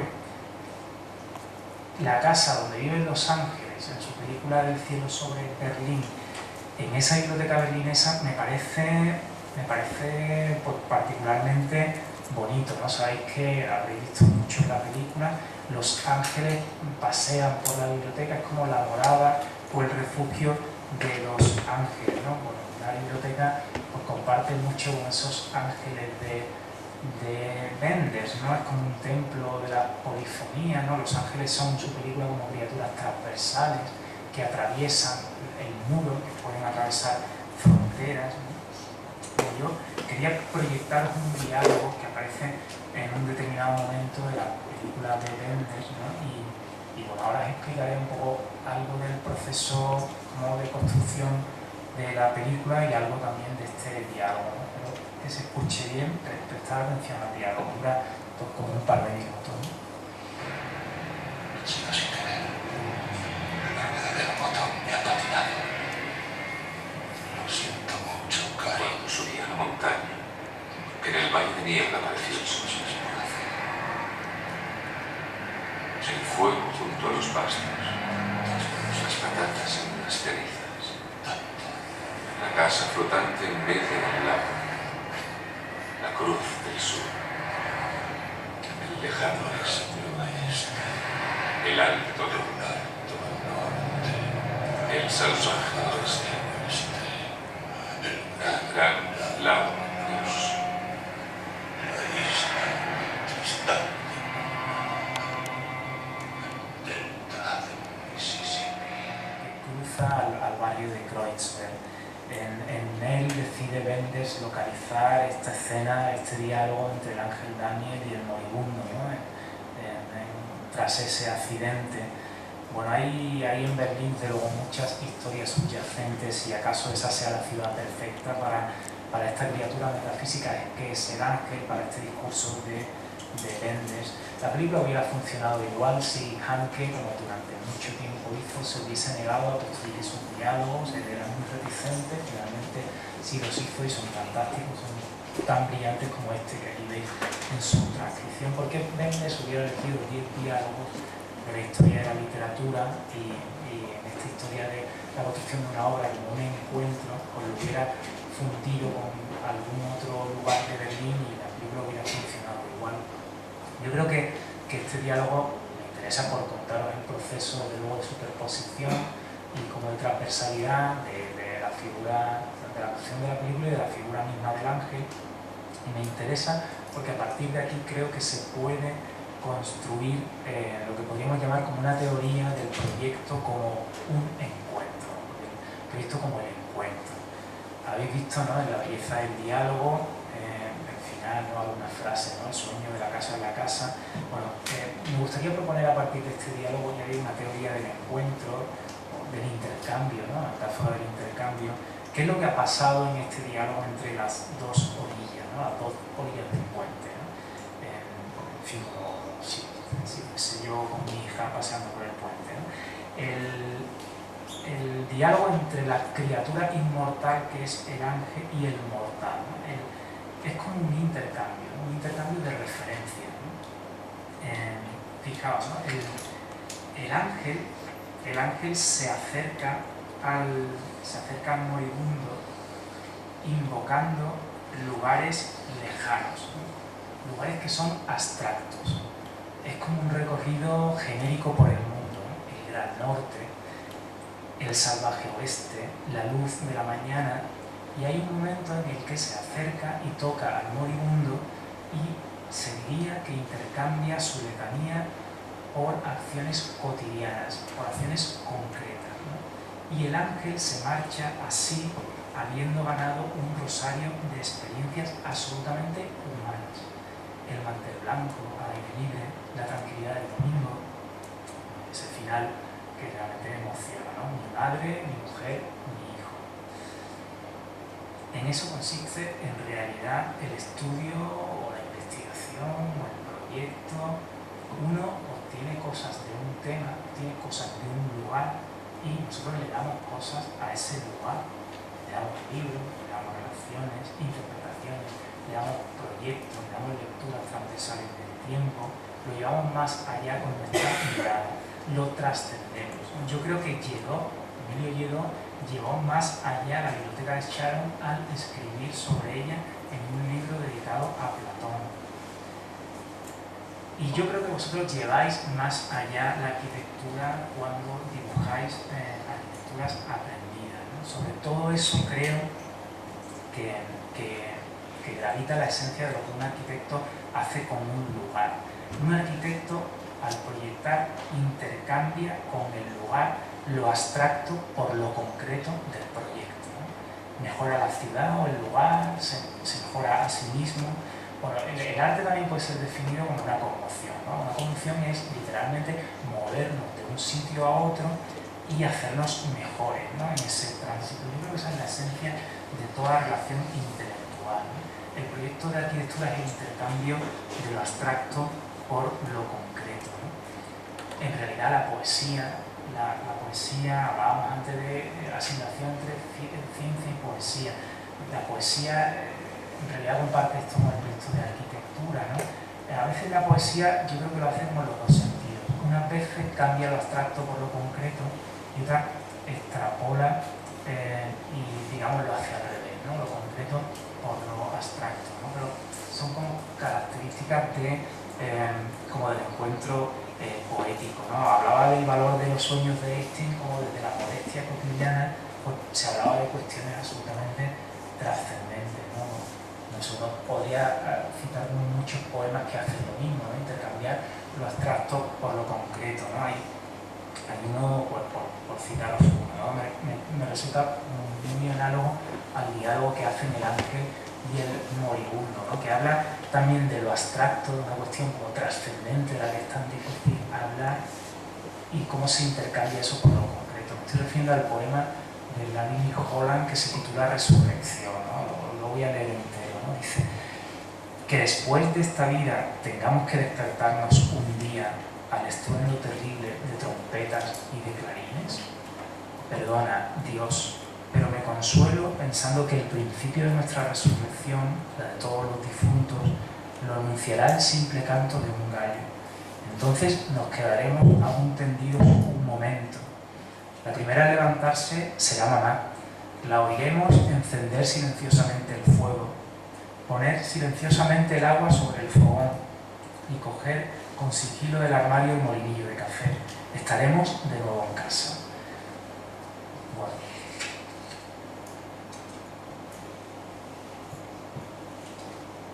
Yo creo que en ese intercambio de lo abstracto por lo concreto, ¿no? Como de fusiones de tiempo, la obra de Sharon, a medida que se construía, era ya también como una ruina, ¿no? Como la semilla de un dibujo que acaba convertido en arquitectura. Anticipaba también que Berlín es la ciudad perfecta para hablar de todo esto, ¿no? Concluyo el relato contándoos una historia, con esta diapositiva del Parque del Muro, del Mauer Park, ¿no? Una niña en el pórtico del columpio, construido exactamente en la línea que pasaba por el muro, nos enseña de nuevo, como otro juego, lo absurdo de aquella frontera, ¿no? Lo termino, digo, con una historia de libros, ¿no? Sabéis que antes de que se construya el muro hay intercambios entre el este y el oeste, hay ciudadanos de un sitio que trabajan en otro y que cruzan habitualmente, y una noche se encuentran que han construido el muro. Sucede que hay ciudadanos del oeste que tienen libros concedidos en préstamos por bibliotecas del este y se ven con la imposibilidad de devolverlos cuando han construido el muro.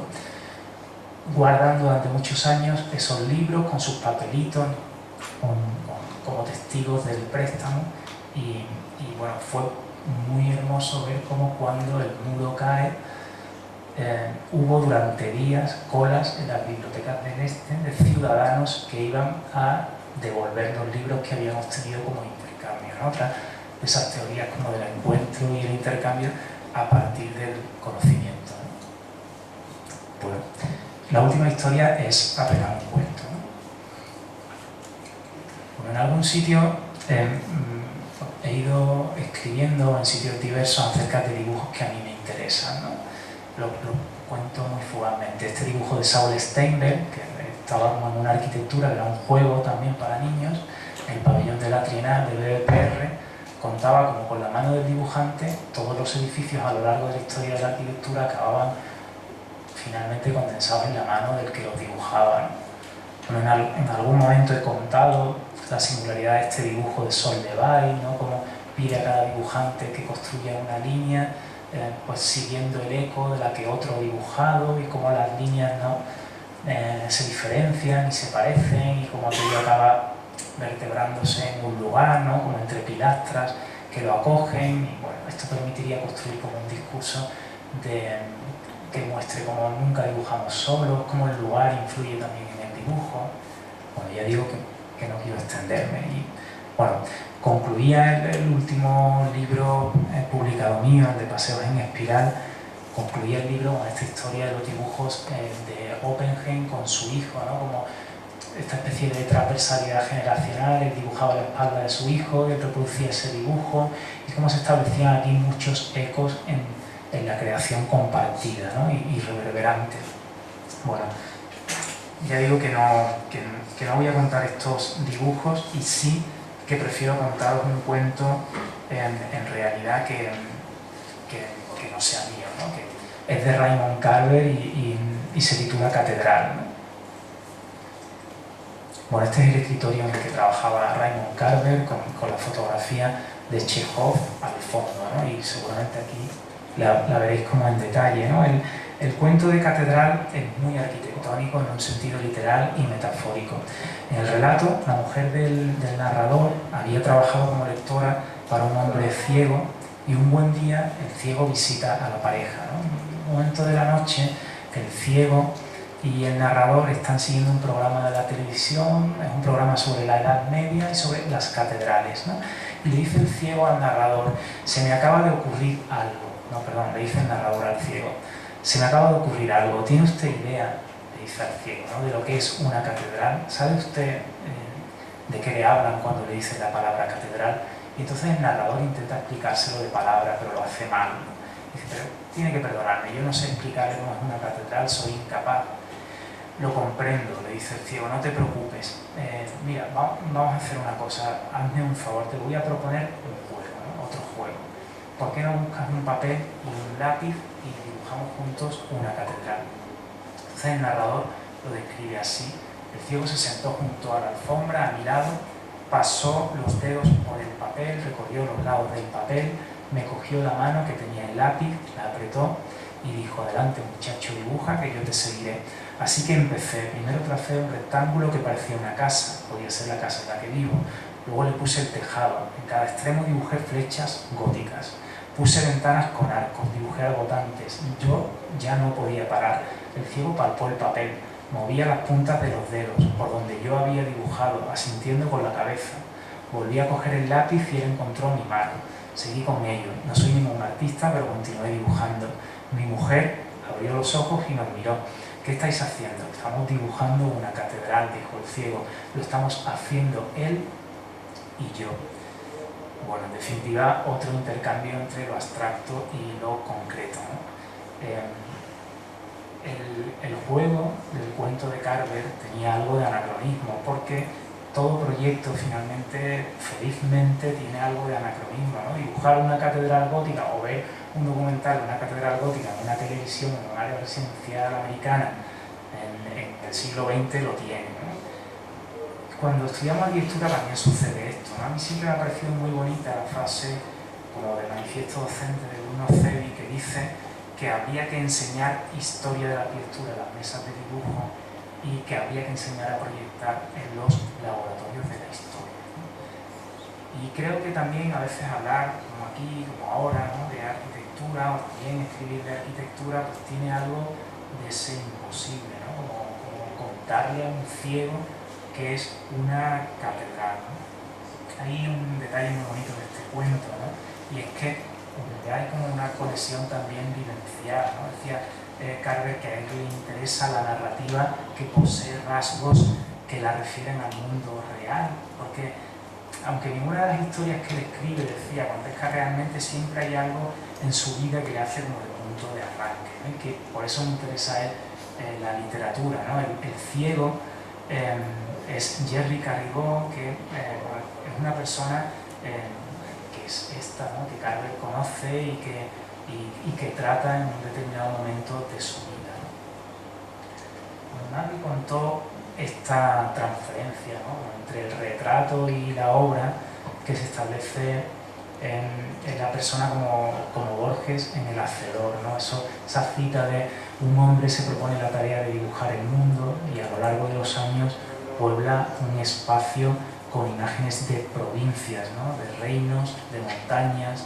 de bahías, de naves, de islas, de habitaciones, de instrumentos, de astros, y poco antes de morir descubre que ese paciente laberinto de líneas traza la imagen de su cara, ¿no? El retrato que se hace Borges ciego es exactamente este, ¿no? Lo que aquí dibujado es un dibujo ya de Borges ciego, pues retratándose a sí mismo, ¿no? Bueno, concluyo diciendo lo siguiente. Mira, hay un determinado instante de la película de Wim Wenders en la que el ángel Daniel, ya convertido en humano, descubre que es humano porque escribe y la escritura permanece, porque deja huellas. Esa es la singularidad por la que él descubre que ya no es inmortal y que es humano, porque deja huellas. Pues igual que nosotros dejamos huellas en la piedra, ¿no? Eso también del filósofo, ¿no? Habitar es dejar huella, ¿no? Pues yo creo que aquí, pues, en cierto modo también dejaremos huellas, ¿no? Hace un par de años algún experto, ¿no?, estudiando esta pintura negra de Goya, ¿no?, como tan famosa, como tan insondable, ¿no?, tan misteriosa, que acudimos todos en peregrinación a ver al Museo del Prado, comprobó que en realidad el perro no filosofaba, es decir, esto que siempre se ha dicho, ¿no?, que hace ese perro mirando como al abismo insondable, sino que estaba observando el vuelo de unos pájaros. El perro observaba el vuelo de unos pájaros como pura curiosidad, por tanto animal, solo que al transferir aquel fresco, ¿no?, el rastro de los pájaros, ¿no?, por el deterioro del tiempo, ya se había perdido, ¿no? Y esto quizá nos vale como conclusión para pensar que muchos nos atribuyen como una trascendencia o una responsabilidad, refiero al arquitecto, ¿no?, que no nos corresponde, porque lo nuestro es en realidad mera curiosidad humana, ¿no? Es como el libro de la historia de la humanidad, nada más que eso, ¿no? Pudiera ocurrir que con los dibujos que salgan en este seminario, pues como desligados del contexto, como este perro de Goya, o alguien le diera como otro significado, pero en el fondo han nacido de aquí y lo sabemos, ¿no?, como pura curiosidad humana, ¿no? Este perro pues, ya no tiene a los pájaros, como el pabellón no tiene a los árboles, o como la piedra no tiene al fósil, o como el pino de la película ha desaparecido, pero el libro de la humanidad, el que decía Aristotle, está escrito, ¿no? Esto nadie lo ha contado mejor, ¿no?, esta convergencia entre pasado, presente y futuro, pues, que algún poeta, por ejemplo Eliot, ¿no?, en los 4 cuartetos. Pero yo creo que el poeta que mejor lo ha resumido, y tan solo en 4 palabras, como este relato, ¿no? Este relato en 4 fragmentos fue Antonio Machado, ¿no? Antonio Machado en un proverbio dice aquello, fijaos, 4 palabras, no puede decirse más con menos, ¿no? Casi al modo de Miguel, ¿no? Hoy es siempre todavía, ¿no? Eso es lo que dice el proverbio de Machado, ¿no? Y es lo que pues yo he querido postular con esta teoría relativa, que en el fondo, pues claro, tenía en coherencia que concluir con un juego, ¿no? Porque cuando pensamos a qué estamos jugando en este seminario, bien podríamos decir que a lo de Machado, ¿no? Hoy es siempre todavía, ¿no? Cuando mi hija a mi regreso me pregunte a qué he jugado yo estos días, le diré que a lo mismo que jugamos ella y yo todas las tardes al cruzar de una orilla a otra del río, que es la verdad, como el viaje por el espacio y el tiempo, y que es lo mismo que os vais a jugar